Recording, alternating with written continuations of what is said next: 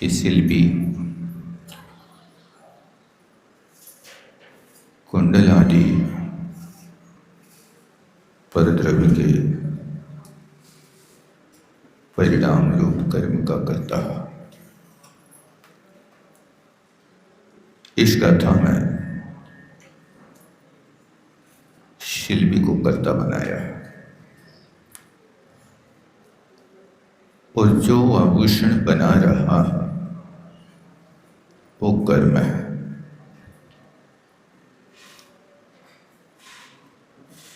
और जिन उपकरणों से बना रहा है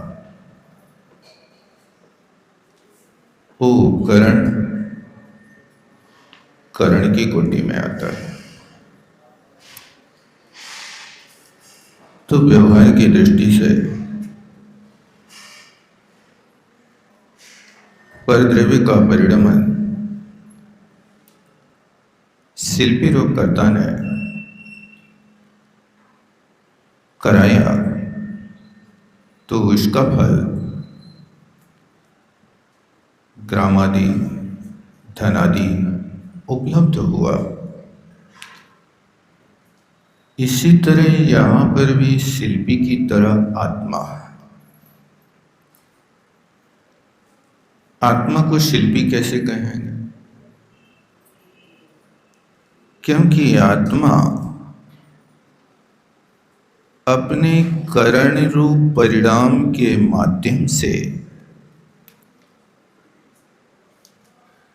पर्यायों को बनाता रहता है। यदि जीव ने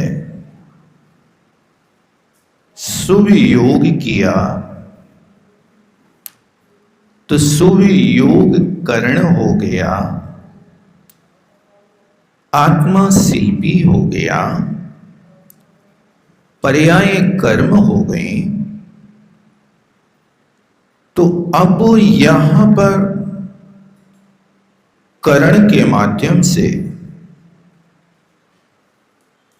जो चाहे वो बना सकता। आप क्या बनना चाहते हैं? जो बनना चाहते हैं तैयारी तो वो करना पड़ेगी आप। यदि आप अध्यात्म योगी बनना चाहते हैं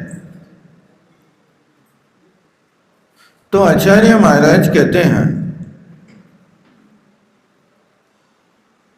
तुम जब भी बोलो तो आत्मा की बात करो,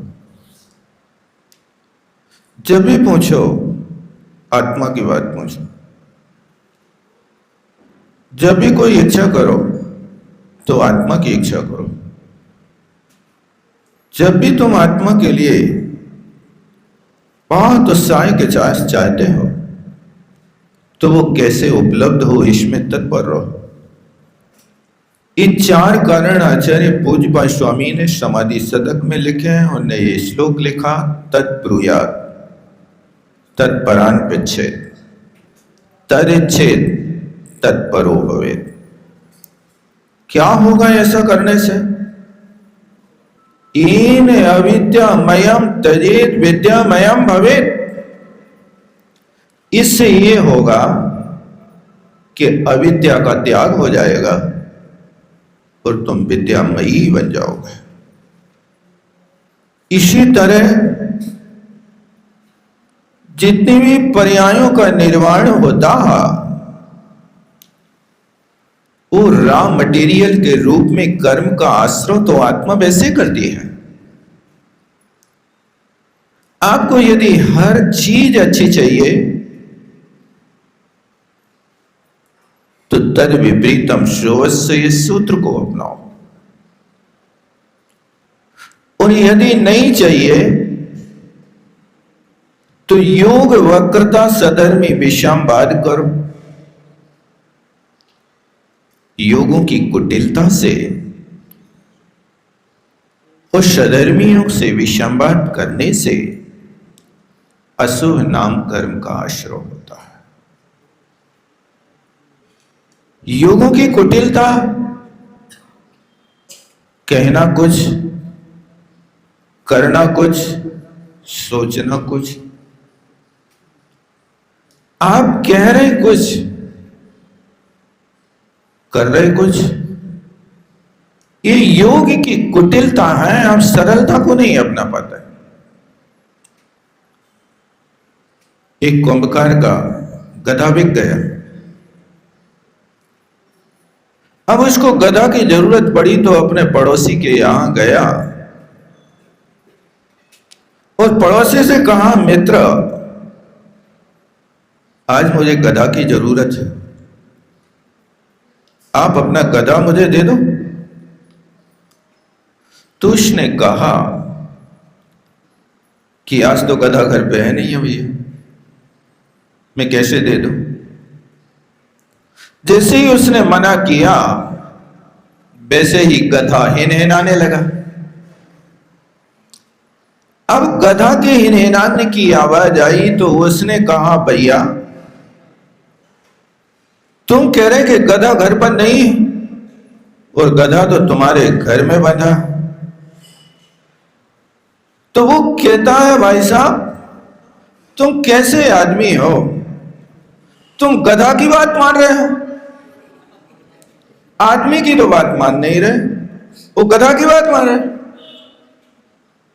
ये होती है योगी की वक्रता। इस घुमा फिराने वाले सूत्र की अपेक्षा आप स्पष्ट कहिए, आज मुझे जरूरत है, मैं अपनी वस्तु नहीं दे सकता, लेकिन नहीं है, ये कहना ही योग वक्रता। योगों की सरलता इससे विपरीत में होती। यदि आपने ये व्यवहार किया तो सारी की सारी अशुभ नाम कर्म की प्रकृतियों का बंध होगा। और आचार्यों ने नाम कर्म को कुंभकार की उपमा दी है। 8 कर्म है ना, तो इन 8 कर्मों में ज्ञानावरणी कर्म को पट की उपमा दी है, दर्शनावरणी कर्म को प्रतिहार यानी दरवाजे पर बैठने वाला वॉचमैन, उसकी उपमा दी। जैसे पर्दा को डाल देने पर प्रतिमा का दर्शन नहीं होता, इसी तरह ज्ञानावरणी कर्म आत्मा का ज्ञान नहीं होने देती, वो ढक के रखता। और दर्शनावरणी प्रतिहार राजा के दर्शन नहीं होने देता, वो द्वार पर बैठा है तुम अंदर नहीं जा सकते। ये दर्शनावरणी कर्म का काम है। और मोहिनी का काम शहद लपेटी तलवार है। जैसे कोई बेदनी कहा, बेदनी का काम शहद लपेटी तलवार है। कोई यदि तलवार की धार पर शहद लगा दे और कोई मीठा का लोल पी उस तलवार को चाटे तो उसकी मधुरता का स्वाद अल्प और जिह्वा के कटने का कष्ट अधिक होता। इस तरह से ये बेदनी का स्वभाव और मोहिनी का स्वभाव मदिरा की तरह है। जैसे मदिरा पीने वाला व्यक्ति निज पर का विवेक भूल जाता, इसी तरह मोहिनी कर्म का स्वभाव है कि वो आत्मा के स्वभाव से परिचय नहीं होने देगा। इसलिए कहते मोह महामद पियो अनादि, भूले आपको भर मत बांधे। ये मोह की ऐसी विचित्रता है कि पर को तो अपना मानता है लेकिन अपने को अपना नहीं मानता। ये विपरीत काम करता है। कैसी उल्टी धारा चलती मोहिनी की। निज को पर का करता, पिछान पर में अनिष्टता इष्ट था। ये मोहिनी कर्म की विडंबना है। आयु कर्म को खोड़ा की उपमा देते कि जैसे कोई बेड़ी पैर में डाल देवे तो बेड़ी से बंधा व्यक्ति कहीं बाहर जा नहीं सकता। आयु कर्म का बंध हो गया तो जब तक आयु कर्म पूरा नहीं भोग लिया जाएगा तब तक आप बाहर निकल करके नहीं जा सकते। एक कर्म भूमि में एक अपवाद है कि व्यक्ति का कदली घात मरण हो सकता है, और सिर्फ कदली घात मरण की व्यवस्था कर्म भूमि के जीवों को है। उपाद जन्म वाले जीव और असंख्यात वर्ष की आयु वाले जीवों का कभी भी अकाल मरण नहीं होता। अकाल मरण होगा तो जिनकी संख्यात वर्ष की आयु है, जिसको कहते हैं ना गरीबी में गीला आटा। एक कर्म भूमि मनुष्य के लिए 150 वर्ष की आयु मिले और वो भी पूरी ना भोग पाए, गर्भई में समाप्त हो जाए। ऐसे भी कारण हो सकते हैं। यही कहलाता गरीबी में गीला आटा कि यहां पर एक कर्म भूमि का मनुष्य अल्प आयु संख्यात वर्ष की आयु को लेकर के आया और उसमें ऐसे निमित्त मिल जाए कि विष खा ले वे, रक्त क्षय हो जाए, ऐसी भयंकर वेदना हो जाए कि जिस वेदना को सहन ना कर सके तो फांसी लगा ले, सल्फास खा ले, और क्या क्या कर्म से मर जाए व्यक्ति का पता नहीं चलता। ये व्यवस्था सिर्फ कर्म भूमि में है, अन्यत्र जीवों का ऐसा मरण नहीं होता। लेकिन नाम कर्म के लिए कुंभकार की उपमा दी कि जैसे कुंभकार चक्के पर रखी हुई मिट्टी के कभी छोटे घड़े बनाता, कभी बड़े घड़े बनाता, कभी उसी मिट्टी से दीपक बनाता, कभी चिलम बनाता, और क्या क्या चीज मिट्टी की बनती है वो सब कुंभकार के पास लिस्ट रहती है, क्या बना सकता है। इसी तरह नाम कर्म की सबसे ज्यादा प्रकृति है 93 प्रकृति। तो ये नाम कर्म की 93 प्रकृतियों में तुम्हें कौन सी प्रकृति प्यारी लगती है बताओ? छोटा दीपक कि बड़ा दीपक, छोटा घड़ा कि बड़ा घड़ा? यदि छोटा दीपक बनना है तो नाम कर्म के पास व्यवस्था है, वो सूक्ष्म नाम कर्म का बंद करा देगा। तो सूक्ष्म नाम कर्म के बंद करने वाले जीव हमेशा एक इंद्रियों में ही रहते हैं, आगे नहीं होते। एक इंद्रियों के बाद सारे के सारे जीव बादर ही होते, ये सूक्ष्म होते। सूक्ष्म बनना है तो क्या करना होगा? योग की कुटिलता, ऐसी योग की कुटिलता, ऐसी योग की कुटिलता होगी कि जैसे बांस की जड़ की कुटिलता होती है, कोई पकड़ नहीं सकता, बांस की जड़ को देख नहीं सकते, इतनी भयंकर जटिल होती है। क्या इस प्रकार की योगों की कुटिलता अपने पास भी है? हम दूसरों से तो कहते हैं कि तुम बगला भक्त हो, आप दूसरों को बगला भक्त कह रहे हो। क्या आप हंस की प्रकृति के हैं? एक बार अपने आप की ओर तो दृष्टिपात करो, दूसरे की कोई छोटी सी क्रिया को देख करके बहुत जल्दी फटाक से कह देते हो आप अगला भक्त हो, आप बहुत छलिया हो, आप बहुत कपटी हो। दूसरों के लिए कुछ कहने में क्या लगता है? 4 अंगुल की जिह्वा को हिलाने में कौन सा तुम्हारे लिए परिश्रम करना होता? लेकिन वो काम करके स्वयं बताओ कि सामने वाला कपटी है तो कहे आप निष्कपटी हो। दूसरों के लिए जिह्वा हिलाना पड़ती है, लेकिन अपने लिए निष्कपटी बनने के लिए पूरा शरीर हिलाना पड़ेगा, तब जाकर के आप निष्कपटी हो। जो निष्कपटी होते हैं वे यार जो धर्म के धारक होते हैं, उनका जीवन अलग होता है। इसलिए आप लोग पढ़ते हैं ना, मुख करे जैसा लखे तैसा, कपट प्रीति अंगरासी के अंगारसी। कैसी अंगारसी माने क्या होता है? कपट की प्रीति जो होती है, दर्पण के सामने तुम जैसा मुख करोगे वैसा दिखाई देगा। यदि दर्पण के सामने खड़े होकर के हंसोगे तो वो भी हंसेगा, रोगे तो वो भी हंसेगा, चिढ़ाओगे तो वो भी। यही बात कही कि मुख करे जैसा, अगार सी, दर्पण के सामने तुम जैसा मुख करोगे वैसा ही दिखेगा। इसी तरह तुम जैसी क्रिया करोगे वैसा फल मिलेगा। तुम नर होकर के नारायण बनना चाहते कि बानर बनना चाहते हो? मुख करे जैसा लखे तैसा। तुम्हें आचार्यों ने दोनों सूत्र दिए, नर से बानर भी बन सकते हो, नर से नारायण भी बन सकते हो, बस मुख करे जैसा लखे तैसा। कैसा मुख कर रहे हो? नर बनने का कि बानर बनने का? नारायण बनने का कि बानर बनने का? वो आप कर सकते हैं।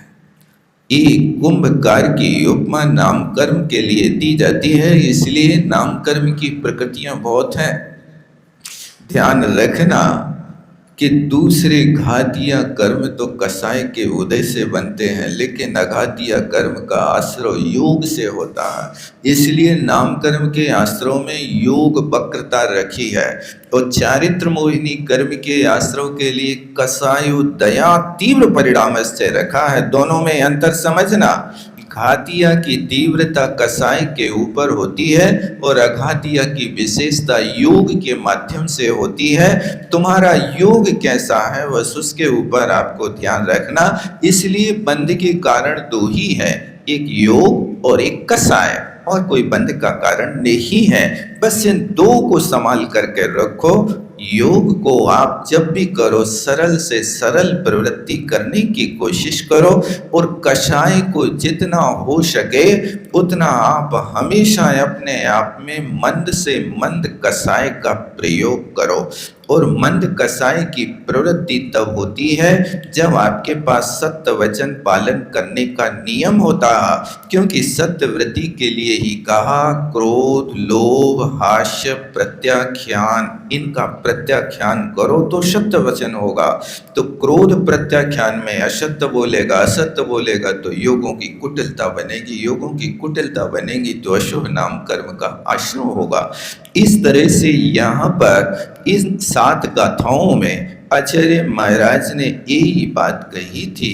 देखो यहाँ 437 पृष्ठ की दूसरी पंक्ति में कहा था कि जैसे करण ग्रहण करता, वैसे सुख दुखादि पुद्गल द्रव्य परिणामात्मकम पुण्य पापादि कर्म फलम भुंगते। मिला? ये क्या है? एक करण वहाँ हथौड़ा था, यहाँ करण क्या है? योग है। इसी योग से पुण्य और पाप का बंध करना है। आपके हाथ में, एक हाथ में चिंतामणि रत्न है, एक हाथ में खली का टुकड़ा है, वो दोनों चीजें आपको ध्यान से मिलती हैं। आर्त रौद्र ध्यान करोगे तो खली का टुकड़ा मिलेगा, धर्म ध्यान और शुक्ल ध्यान करोगे तो आपके लिए चिंतामणि रत्न मिलेगा। आपको क्या चाहिए, खली का टुकड़ा कि चिंतामणि रत्न? यदि चिंतामणि रत्न चाहिए तो धर्म ध्यान को। धर्म ध्यान किसे कहते हैं? धर्म ध्यान का अर्थ होता है कि भगवान ने जो कहा है वो बिल्कुल सत्य है। नान्यथा बाधि नो जिना, जिनेंद्र भगवान अन्यथावादी नहीं होते हैं। इसलिए भगवान की वाणी पर अटूट श्रद्धा करना, इसका नाम आज्ञा विजय नाम का धर्म ध्यान है। आज की दुनिया भगवान को तो मानती है, भगवान की नहीं मानती है। हर व्यक्ति भगवान को मानता है लेकिन भगवान की नहीं मानता, ये बड़ी विडंबना है। भगवान ने जो कहा है हम वैसा कर नहीं सकते। आपसे कोई पूछे भैया शांति को उपाय बता दो कि हम सुखी कैसे रहें, तो आप हर व्यक्ति को अच्छो घनो उपदेश दे दे हो, बढ़िया बढ़िया ऐसे लच्छेदार बातें सुने हो कि ऊके दुख तो मिटा दे हो। लेकिन तुम दुखी हो कि नहीं हो उसकी तरह, तो तुम अपने दुख मिटाने के लिए तुम अपने आप को उपदेश देत के नहीं देत कहो। इसी का नाम उपदेश के भटा है कि दूसरों के लिए तो हम कहेंगे भैया भटाने खइयो, इसलिए कहा जाता है कि पंडित जी खाएं भटा और को लगाएं टटा, यानी तुमने खइयो, तुम खे हो तो नरक जाओ, और हम खे हैं तो हमने तो वस्तु स्वरूप जाने ही है कि हम देखे हैं तो नरक ही जाने, तो नरक की तैयारी तुम्हें करने है नहीं। इसीलिए कहा था कि बे जो कहें सो करो, बे जो करे सो तुमने करियो। बे भटा खा के भले ही स्वर्ग चले जाए, लेकिन बे तुमसे कहें कि भटा खा के नरक जात हो तो तुम डर जाइयो, भैया अपन को भटा नहीं खाना है। ये अपने लिए ध्यान रखना, इसका नाम आज्ञा विजय धर्म ध्यान है। और अपाय विजय धर्म ध्यान का अर्थ होता है कि हे भगवान, संसार के जीव दुखों से कैसे छूटे। हर प्राणी दुखी है, कोई तन दुखी, कोई मन दुखी, कोई धन दुखी। हम इन जीवों के दुखों को कैसे दूर कर सकते हैं? तो आप क्या कर सकते हो? यदि तुम्हारे सामने कोई अपेक्षा रखता भैया मेरे सिर में बहुत पीड़ा है, तो तुम क्या करो? धर्म ध्यान करो के आर्ध ध्यान करो? धर्म ध्यान का अभिप्राय के सामने वाले ने कहा कि हमें बहुत पीड़ा है, सो तुमने उनके सिर में तेल और मलहम लगा दे, झंडू बाम लगा दे, तो तुमने ये अपाय विजय धर्म ध्यान का अंग पालन कर लिया। उस सामने वाले ने अपनी बात कही और तुमने कही कि जी कर्म करे हैं सो भोगो, तुमने ये आर्त ध्यान कर लिया। क्या करना है, क्या कहोगे? अब कोई अपनी पीड़ा सुनाए तो उस पीड़ा को सुन करके नारियल को तेल लगे हो, अटपहरा घी लगे हो कि जे के हो कि कर्म तुम ही ने तो करे हैं सो भोगत रहो, मरो हम का कर। ये कहना आपका अर्थ ध्यान। ऐसा कहोगे तो अपाय विजय धर्म ध्यान से तुम बहुत दूर हो गए। और कोई ने अपनी पीड़ा सुनाई और उसको दूर करने को तत्पर हो गए तो धर्म ध्यानी हो गए। इसलिए कहो उसी से जो करे खुशी से, अपनी बात उसी के सामने कहो जो खुशी से करे। तुम एक गिलास पानी वही से मांगो जो तुम्हारे लिए प्रेम से लाके पिला देवे। अब एक गिलास पानी पिलाए और चार गालियां सुनाए कि ये इतनो बड़ो जांगुर लगाए हो, तुम एक गिलास पानी भर के नहीं पी सकती हो। ऐसा सुनने तो पड़ता होगा कुछ लोगों को, हाउ तो कहो, सुनना पड़ता है ना। ये आप लोग दबी डाड़ से कहते हो, सही खुले दिल से नहीं कहते हो, लेकिन चिर परिचित तो हो इससे, नहीं होता? एक गिलास पानी पीने में कितनी बातें सुनना पड़ती हैं, वो तो भगवान मालिक है। इसलिए भैया भगवान ने कहा स्वयं सेवक बनो। यदि धर्म ध्यान करना है तो तन से सेवा कीजिए, मन से भले विचार, धन से इस संसार में कीजिए परोपकार। यदि तुम्हें धर्म ध्यानी बनना है तो अपने तन से सेवा करो। सेवा करोगे तो अपाय विजय नाम के धर्म ध्यान में तुम तल्लीन हो। कैसे इनके दुख छूटे? ये कहलाता है तन से सेवा कीजिए। ये नहीं कहो काम करने के बाद कि हम तो मरे जा रहे कोल्लू के बेला की तरह हम इस घर में जुटत रहे। नहीं, तुमने जो कोल्लू के बेल की तरह काम किया है वो यदि सेवा में लगाओगे तो भैया वृत्ति तप के अंतर्गत और अपाय विजय धर्म ध्यान में आएगा। और यदि तुमने वो ही सेवा करके ये बातें कर ले तो ये बिगाड़ डारी है, भैया वृत्ति नहीं करी तुमने। इसलिए बोलने के पहले संभल के बोलो कि हम क्या कर रहे हैं, धर्म ध्यान कर रहे हैं कि आर्त ध्यान कर रहे हैं। तन से सेवा तो करना है, लेकिन तन से सेवा उसकी करो जिसको सेवा की जरूरत हो। आपको लड़का बढ़िया हष्ट पुष्ट मोटो ताजो है, फिर भी रोज मलाई दूध में डाल डाल के पिला रहे हो। और सामने वाली देवरानी को लड़का बीमार है, फिर भी उसको छाछ पिला रहे, दूध में भी पानी मिला के। काहे भैया ऐसे? उनको बचत नहीं है, बचत नहीं है कि तुम्हारे मारे बचत नहीं है। सही बता, ईमानदारी से कहा है। ये तो ये बहाना है कि बचत नहीं है। पिला के तो देखो पछता के नहीं पछता। तन से सेवा कीजिए, मन से भले विचार। कोई झूठ को भी कहे कि मुझे ये विपत्ति है, तो पर की पीड़ा में तुम्हारा अंतर ऐसा उद्वेलित हो जाए कि जैसे कोई व्यक्ति चाटा पड़ने पर दुखी होता, उसकी बात सुनी और अपना मन, हाँ तुम चिंता नहीं करो, मैं अभी तुम्हारी व्यवस्था करता हूं। और कुछ कहे बिना, उलाहना कतिए बिना और उनकी सेवा हो जाए, और सामने वाले को पता नहीं चले कि हमारी इस घाव में, जख्म में कौन मलहम लगा गया, तब तो आपकी सेवा निरपेक्ष निरीह वृत्ति है। और जहां सेवा के बदले भाव होता है कि देखो हमने तुम्हारी इतनी सेवा करी, कई लोग आते थे और आके यही कहते हैं हम उनके साथ कितना अच्छो करें, बेकबू जस नहीं गात, यानी तुम्हें उल्टे यश के लूटने के चक्कर में अपना सेवा भाव बर्बाद कर रहे हैं। यश नहीं गा रहे वे, कोई बात नहीं, लेकिन अच्छे काम करते जाओ, उसका फल तो अपने आप मिलेगा ही मिलेगा। जब किसी सामान्य व्यक्ति के यहाँ मजदूरी करते हैं तो वो पैसा देते, तो खुदा की मजदूरी करोगे, परमात्मा की मजदूरी करोगे तो वो कुछ नहीं देगा क्या? अरे वो तो इतना देता, तुम करो तो इतना देता है कि तुम सादानी क्या कोई है, लेकिन उनका वक्त कभी करीब नहीं होता। वे हमेशा सबकी झोलियां भरते रहते हैं। आप पढ़ते हो हे गुरुवर, शाश्वत सुख दर्शक, यह नग्न स्वरूप तुम्हारा है। ये क्या दिखा रहा है? ये जग नश्वर है, आत्मा ईश्वर है। उस जग की नश्वरता को नाश करके आत्मा के ईश्वरत्व गुण को पा जाओ, ये क्या कोई कम निधि है क्या? लेकिन हम इसकी कोई कीमत नहीं समझते।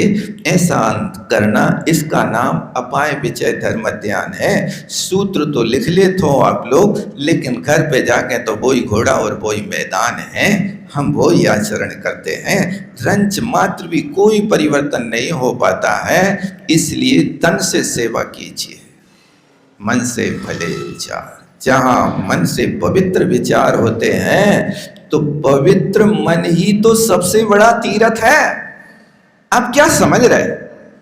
जहां मन की पवित्रता होती है वो सबसे बड़ा तीर्थ होता है। लेकिन जहां पवित्र मन होता है वो स्थिर होता है। नहीं तो मन की दशा तो वैसी है जैसे घड़ी का पेंडुलम यहाँ से वहां डोलता रहता, टिकता कहीं नहीं है। वो घड़ी का पेंडुलम तो डोलता रहता है, ये दृष्टांत में तो दे रहे हैं, लेकिन वो निष्प्रयोजन नहीं डोल रहा भाई साहब। वो घड़ी का पेंडुलम इधर से उधर जा रहा है तो तुम्हारे घंटा और मिनट बना रहा कि नहीं बना रहा?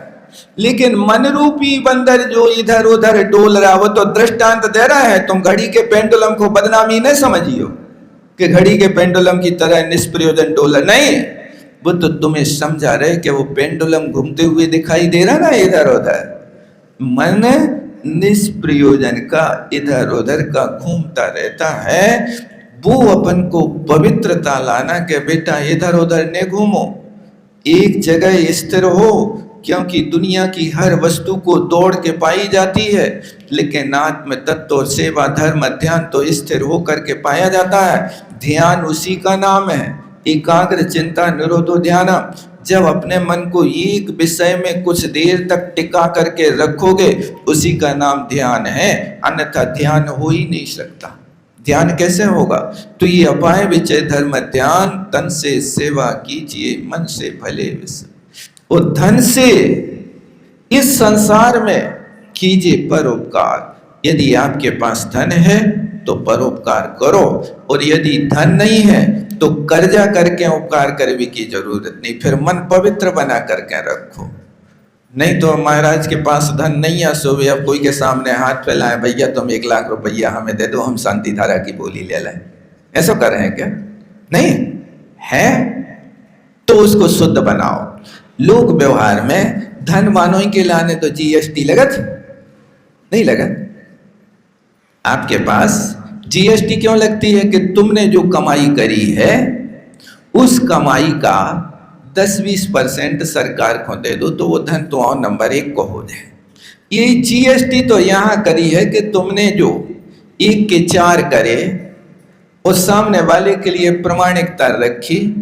जो झूठ फरेब करके आपने 1 5 के नोट कमाने में 5 झूठ बोली, जो आपने ग्राहक की शक्ल देखे वहां भाव बदल जाता। जो शर्ट तुम्हारी 100 रुपया की है, अब वो ग्राहक कैसो है, उधार वालों है कि नगद वालों है कि देरी वालों है कि जल हो तो कहो। हंस रहे तुम लोग। क्या हर ग्राहक को 100 रुपया की बिक रही वह शर्ट? नहीं बिक रही। काहे भैया, काहे नहीं दे रहे सबको 100 की? अरे वो ग्राहक देख के बात करी जाती है भैया। ये क्या है, सबके लिए एक रेट नहीं है।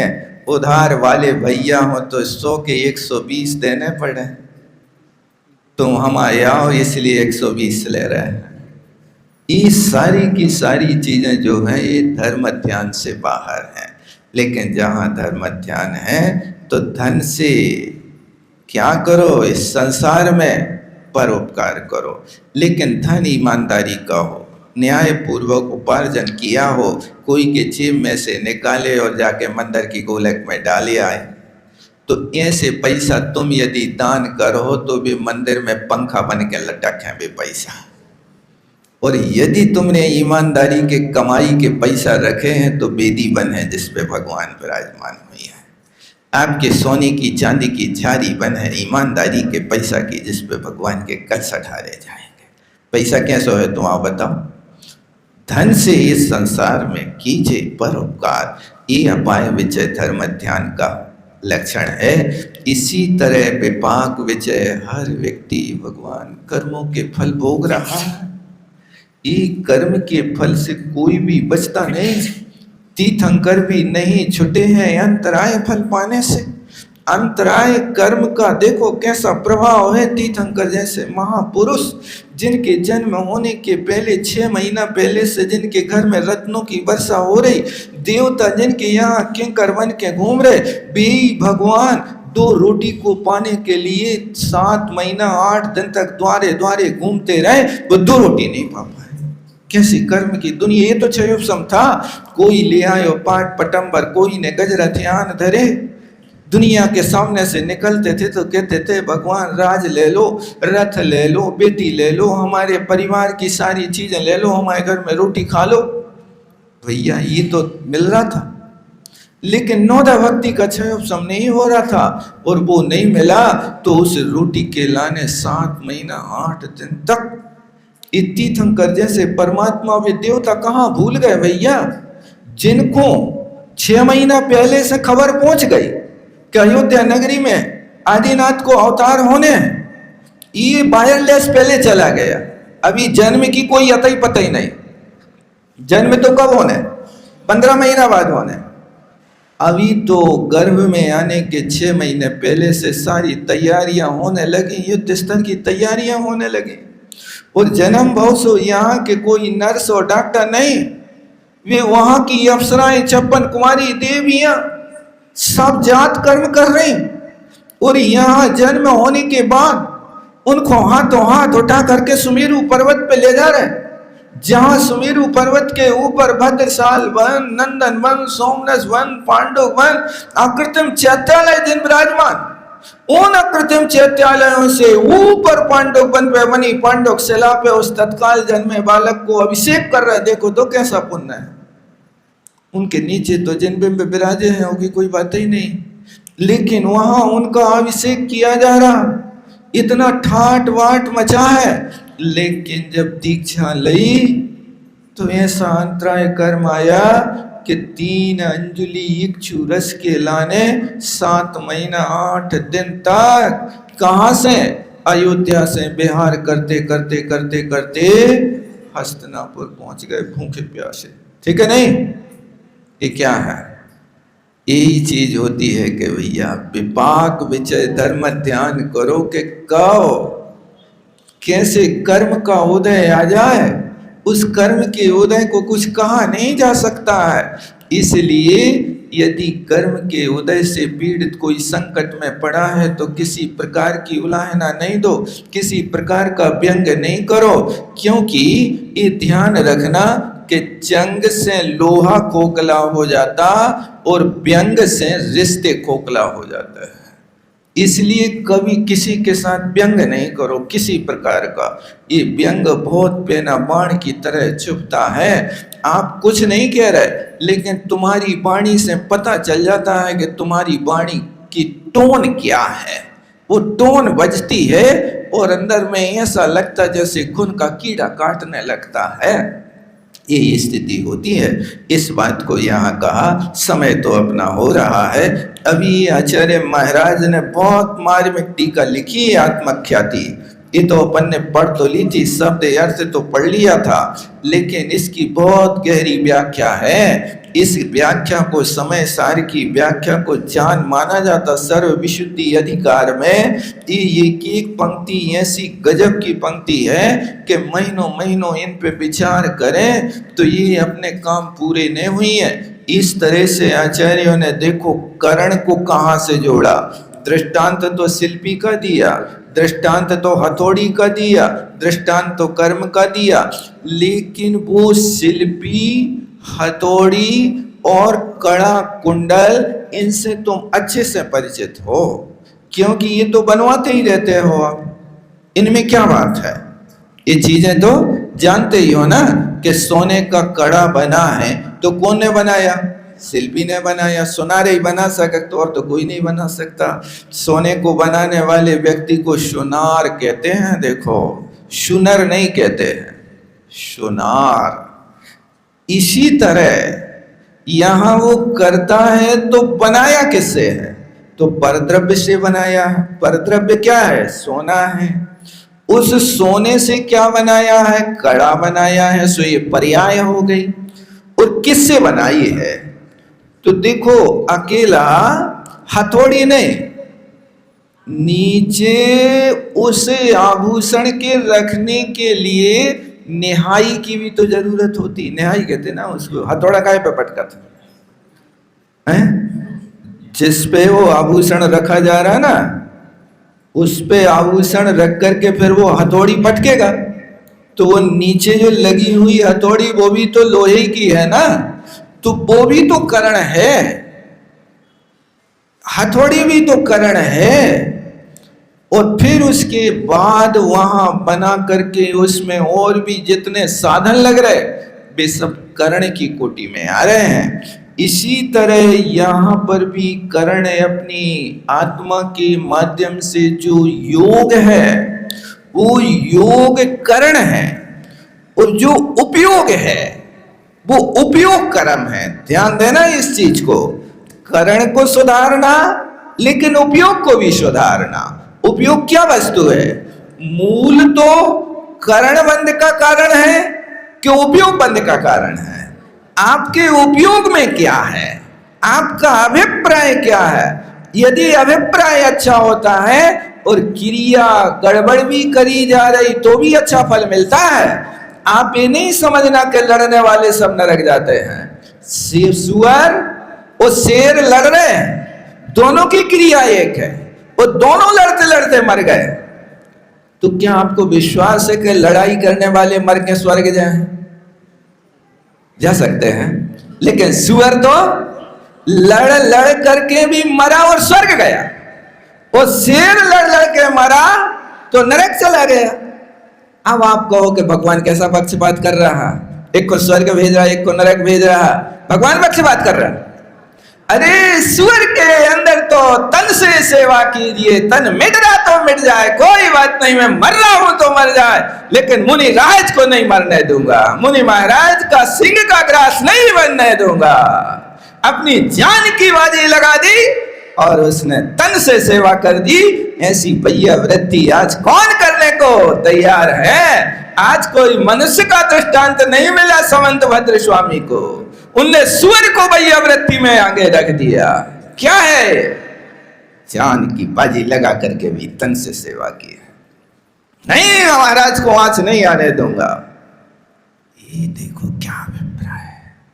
इस तरह का अभिप्राय जहां होता है, वो यदि करण अशुभ होवे लेकिन उपयोग शुभ होवे तो वो शुभोपयोगी सम्यक दृष्टि जीव है और वो हमेशा स्वर्ग को ही पाएगा। इसलिए कई लोग लकीर के फकीर बन जाते हैं, वे तो लड़ लड़ के मरे से अवश्य नरक जाए। नहीं, राम भी लड़े, रावण भी लड़े, दोनों रणांगण में खड़े।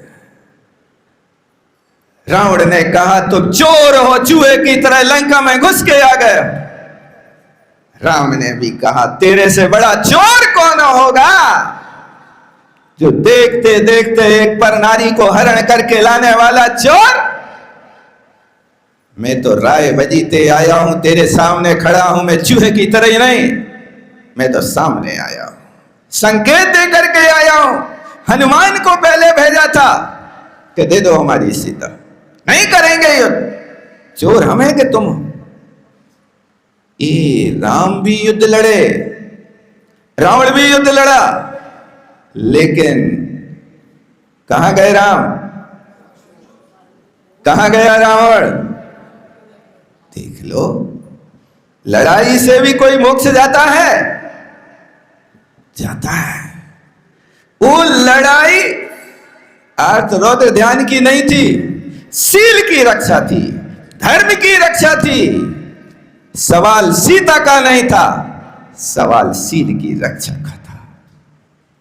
इस शील की रक्षा के लिए लड़ना पड़े तो लड़ेंगे, लेकिन लड़ने के बाद भी जब श्रेणी पर आरोहण करेंगे तो सीता भले ही अब मनाती रहे कि चलो अपन साथ साथ, भाई जन्मे मरे अकेला चेतन, अब तुम क्या साथ दोगे, अब तुम साथ नहीं दे सकती हो।